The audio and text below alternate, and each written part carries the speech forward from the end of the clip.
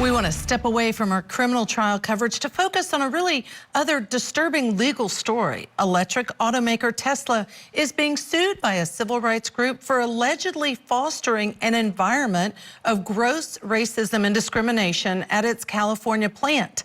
Before we get into the specifics, a warning.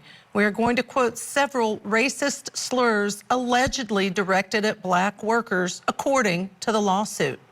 Among those allegations, workers of color, particularly black employees, were on the receiving end of daily racial slurs and worked in segregated areas littered with racist graffiti. Some of the nicknames of those segregated areas are shocking. The plantation and the slave ship are the two that we can say on air. In those areas, African-American employees say they were disproportionately forced to do menial tasks, such as scrubbing floors on their hands and knees. The lawsuit was filed on behalf of thousands of black workers following a nearly 3-year investigation after a decade of complaints. Tesla calls the lawsuit misguided and says Tesla has always disciplined and terminated employees who engage in misconduct, including those who use racial slurs or harass others in different ways. The statement by Tesla goes on to say that over the past 5 years, the DFEH has been asked on almost 50 occasions by individuals who believe they were discriminated against or harassed to investigate Tesla. On every single occasion when the DFEH closed an investigation, it did not find misconduct against Tesla.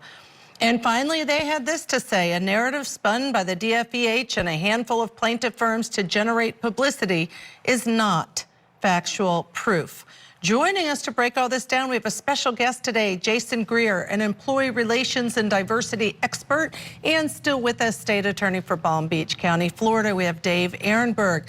Thank you so much for joining. If I could start with you, Jason, and the first thing I want to talk about is it's the California Department of Fair Employment and Housing that investigated this, that filed this lawsuit against Tesla. In and of itself, the fact that that's who sued, what does that tell you, if anything? Well, I'll tell you this as a consultant: where there's smoke, there's fire. It's not like this is a case where it was an attorney essentially fishing for some type of discriminatory practices going on within Tesla. This is a case where groups of employees, hundreds if not thousands of employees, filed a charge or several charges against Tesla for the way they've been treated. This is much bigger than I think Tesla wants to make you believe. And let me ask you, Dave, because we know if we look at the numbers, let's do it by the numbers. We know that there's 36,000 plus employees, even more consultants, hundreds of complaints, according to the lawsuit, in a 3-year period. But we also know that Tesla says this happened 2015 to 2019 and has been dealt with. So as a prosecutor, do you look at that and say maybe it's already been dealt with and there's no fire here? Well, Tesla has a reputation because there have been other high-profile matters, and they've lost other cases on this.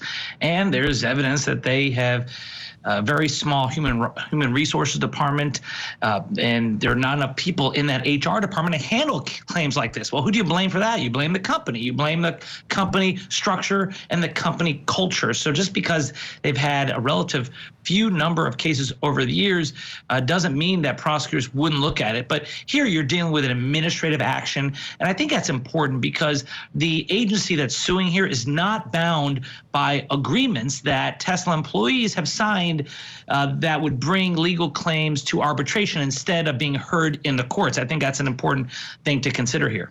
And Jason, one of the things I noticed when we went through the statements from Tesla that they have said in response to this lawsuit, and I think you were nodding along in agreement when Dave was speaking, Absolutely. but you know, one of the things that they never deny it. They do, you know, they say that they've always disciplined and terminated when there have been racist comments and that they have this department. So is that enough?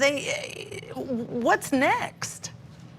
Well, let me say this. It's not enough. I mean, when you look at that statement, that was, you hit it right on the head. It was the first thing that popped in my mind is you're not exactly denying that these things have taken place. I think that when you look at Tesla, their HR department is small in relation to the number of employees that they have. When we talk about what's next What's next is being honest. If you have facility, and let's be real, if you have facilities across the country where you have all these allegations of discriminatory practices, you have a big issue that you need to address. Stop talking about going to Mars. Start focusing in on the things that are happening here on Earth, here in your facilities, because if you don't take care of this, you're going to have an issue that you can't control. All right, Dave, if the allegations are true as alleged in the lawsuit, racial slurs, segregation, ignoring complaints, is that a trifecta of racial discrimination?